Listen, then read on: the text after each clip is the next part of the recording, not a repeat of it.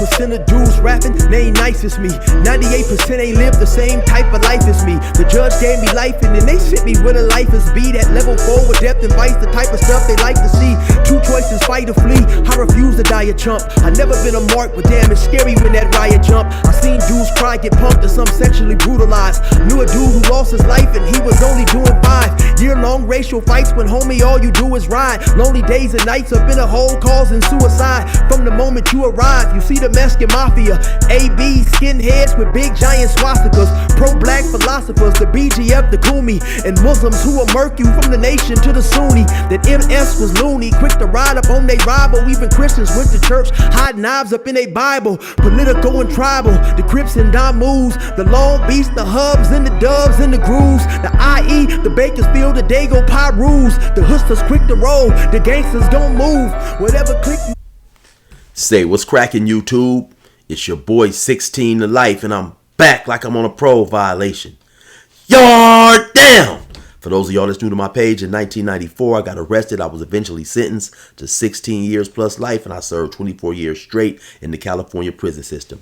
Yeah, that's me gassing right there on that intro, and if you want to get that song, it's available only on a 10-song EP purchased directly from me by digital download. Cashapp, PayPal, or Zelle me $20 and I'm gonna get it to you ASAP, man. Hit me up on my email. That's 16delifemusic@gmail.com, 16DALIFEMUSIC@gmail.com, and I'm gonna get it to you ASAP. So in this video right here, I'm gonna be playing you guys an audio call from the individual who's charged with stabbing the rapper Tory Lanez. I'm gonna break down his video, give you guys my opinion on everything. So let's hop right up into it right now. That day that you stabbed him allegedly. Okay. That day? Nothing much took place that day. Everything led up to that day, but that day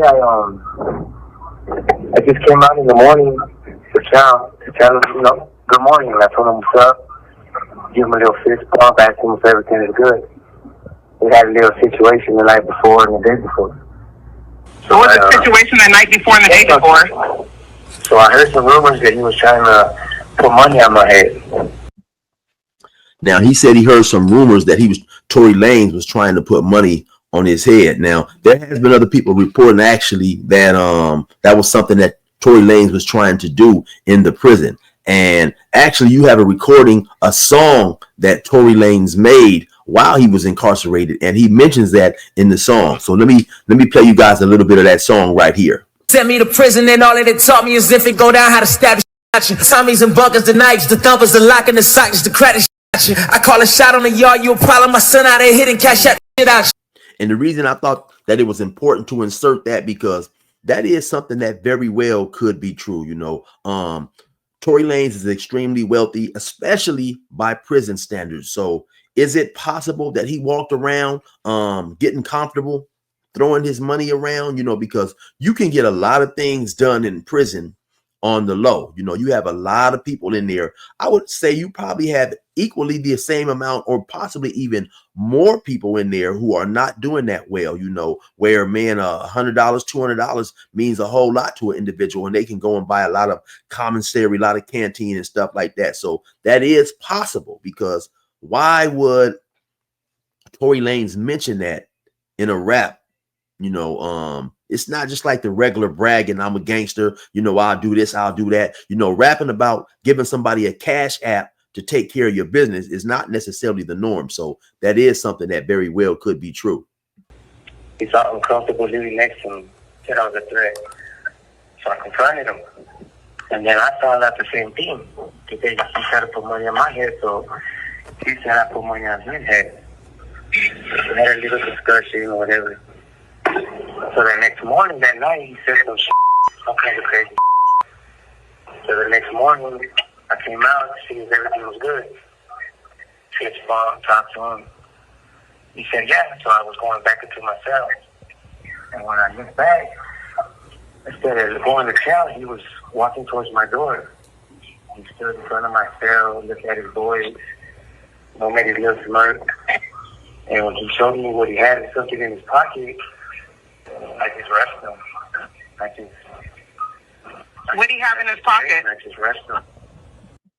Now, I don't know how clear the audio is out there for you guys, but basically what he was saying was they got released to go to chow. They got released to go to breakfast. And Tory Lanez returned to his cell and showed him something that he had in his pocket. Now, I don't know if you guys remember, there was another individual who called in and claimed to be an eyewitness to this event. And he sounded pretty credible. And so a lot of the things that this dude right here does not match up with what the other dude has to say. And so I think that, you know, this dude does not sound as credible as the other dude, in my opinion. Well, he showed me, looked to me like I believed it could be a weapon at the time.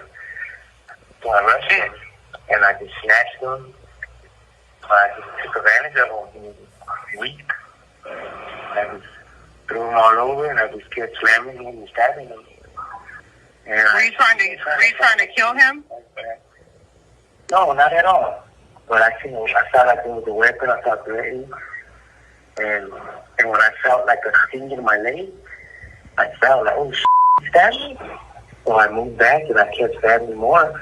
And I seen that he threw something. So I was like, oh, this stabbed. So yeah, what it sounds like to me is, you know, this individual, he's trying to establish a self-defense case. You know, he's trying to make it seem like the reason why he stabbed Tory Lanez is because Tory Lanez showed him a weapon and he appeared to have a weapon. And so he felt that he was threatened and he felt he had to get Tory Lanez before Tory Lanez got him. I just kept going. After he was yelling, hell, screaming, please help me. I just picked him up to like fake protection and said, I'm like, look at me. And then I just let him go. Like, I was just saying, like, man, you trying to kill me? What were you guys like? I know why, but why would he pick you out of all people to want to put money on your head? What was the beef exactly about? It was really no beef. He just talked a lot. And I had confronted him a while back about always saying certain around me. Like, I'll take a fade, I'll knife up, I'll put a in his place. And to me, I feel like the second, third time hearing that in a conversation, I was like, man, what you trying to say? So I approached him and told him, like, what's up? Like, just go, I'll come into your cell, we'll do whatever. Like, let's play this game then. Because I felt like he was kind of antagonizing me, like testing me, like if someone was afraid or something. We were cool in the beginning. We were cool for like a year. We chilled, kicked it together, everything. So now you hear him say also on that audio call, he said, yeah, man, we were cool. You know, we partied, we chilled, we ate, we drank. So obviously, if you have a Southern Hispanic, Southern Mexican, and a black chilling, eating, hanging out together, obviously this is a protective custody yard, a sensitive needs yard, or what have you. How much did the guy tell you that he paid to have you killed to get off the yard? Oh, he said double whatever I was offering, but I never made that offer. That's what I didn't understand. He said that someone told him I offered people money to get rid of him. So he said he would give that person double and some dope and stuff. But truth be told, I never offered no money. Like, why would I offer somebody something I could do? It didn't make sense. But once he yelled and made threats and I'll have you killed and, you know, have a run up to your cell, all that comments and I felt like, all right, you're threatening my life. Like, there's nothing else to do but confront you. And that's what happened the next morning. I asked him, are we cool? He said, yeah, it's cool. And when I went to my cell, he followed me. And like I told you earlier. Do you have any regrets of stabbing him? Regrets? Oh, shit. Because you stabbed him 14 times. Yeah. I know that. I wish I could do certain things over, you know, but at the end of the day, I mean, I felt like he threatened my life. So, I mean, I can't. So it actually felt necessary to me at the time, like the whole, in the moment, him coming to my cells, you know, showing, grabbing me, walking, like, nah, I felt like, nah, it's fit. So I can't say I regret taking a stand for myself. No, not at all. I mean, I feel remorseful in a sense because it really didn't have to go that far, but I mean, he made his decisions and I made mine. Did he end up having a weapon on him? I mean, obviously I got a stab mark in my leg, and but that's going to the hole. I mean, they didn't find no weapons either. I don't understand that part. But okay, so no weapons were found from him, only from you. No weapon was the weapon I was using wasn't found either. There was no weapons found. Where'd it go? That's what in the video it shows me putting it on the floor. That's what they were asking me. I don't know. Nobody was around. It was just me and him on the tier. Okay, so quickly, let me address two things. Right there, he says that nobody was around. It was just me and him on the tier. But now the other individual who called in, he claimed to be there. And the story that he told is nothing similar to what this guy right here said. The other guy who called in claimed that when they came out for chow, this dude just immediately rushed Tory Lanez after having a conversation. This guy right here claimed that when before the incident happened, Tory Lanez came to his cell. And so, you know, one of these dudes is obviously lying. Also, you heard him say, when they showed me the video, I put the knife right down on the floor. Now, a lot of times in these prisons, especially these level 4s, high security institutions, they now have video. They're able to see what's going on. You know, they're able to witness and view the whole thing. And then sometimes when they take you back to have your hearing, they will show you the video. So obviously the attack was recorded. They showed him the video, and that's what he's commenting on. There wasn't no day room. Nobody was standing next to us. It was just me and him. Then he turned around and said that nobody was there but me and him. Now, of course, that obviously is extremely, extremely hard to believe, and definitely a lie for several reasons. Because earlier in the conversation, he said that when Tory Lanez came to his cell, he was, you know, smirking at his boys. And also, of course, when they release people to go eat breakfast, they don't release them one at a time or two at a time. They're going to release the whole entire building. And just doing a lot of time myself, I know that when you're in prison, a lot of times in the building, you have certain individuals who you walk the chow with. And so even this dude himself indicated that Tory Lanez was walking to chow with some people. So normally when you stop and talk, the dudes who you're walking with are not just going to up and leave you. They're going to wait for you to say whatever you say, and then they're going to, you know, continue to walk to chow with you. Now, if Tory Lanez and this individual had some beef, like he said, and Tory Lanez was going to confront this dude, we all know that Tory Lanez is not a gangster. He's an extremely small individual. And so also, if we're going to believe the narrative that he's running around using his millions to buy people and get favors done, why would he go and confront this dude?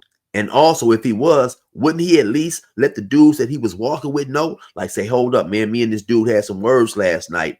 It's to go get at him. So in my opinion, a lot of what this dude has to say is straight BS. Like he mentioned, they have everything on video, and so he's already cooked as far as this situation and this case goes. They'll definitely find him guilty, and he'll probably receive a lot more time. I think the truth of the matter, like a lot of situations in prison, is we'll probably never really know the exact real reason behind this incident. Even if Tory Lanez comes out and speaks on it, will he try to make himself seem a little good or whatever? You know, so if it was, or if it did have something to do with any illegal activities or things of that nature, obviously he's not going to come out and say, well, yeah, I was in here doing this, I was in here doing that. So I don't necessarily think we'll ever really know what exactly happened and why this event occurred. Anyway, y'all already know what it is. It's your boy 16 to life. Resume normal program. Back in jail so clear, you a bad role model. I said, duh, no shit. If a nigga fuck with me, I'm letting this hoe spit. Got a Glock 23, I'ma give him the whole clip. You'll be RIP and I'll be back in jail. Cali is wild always, and they really ain't caring in the summer. Run around trying to catch fades like Aaron the plumber. Just the dumb getting dumber. And niggas, they don't fist fight. Some call them gangsters, some call them the bitch tight. Whatever you call them, they outside with big pipe. Quick to ride like white guys that love to hitchhike. You know this shit ain't right, but it's part of the culture. Sometimes it hurt my heart like the ulcer. A dude shot a girl, we left a slump when he approached her. Then he said, fuck the black bitch like Trump did on Marosa. Them crackers let me out the gate, now the pressure's on. We bout to get this shit straight like a pressing comb. The wrong cat to get aggressive on. I bring the bitch up out of niggas while you think they got them dresses on. My reach long and that's the best type. To have some dirty white boys come and smoke you like a meth pipe. And leave your chest bright red like a fire truck. Kicking your mom's door at night, nigga, and tie her up. I'm wild as fuck and I'm respected by the new youth. I put this pistol in their ear like a Bluetooth. I blow their brains on their new coupe. And have red everywhere just like a function full of soup whoops. Tell your troops I deal with beef like a butcher. My 4-5 pump more guys than Ashton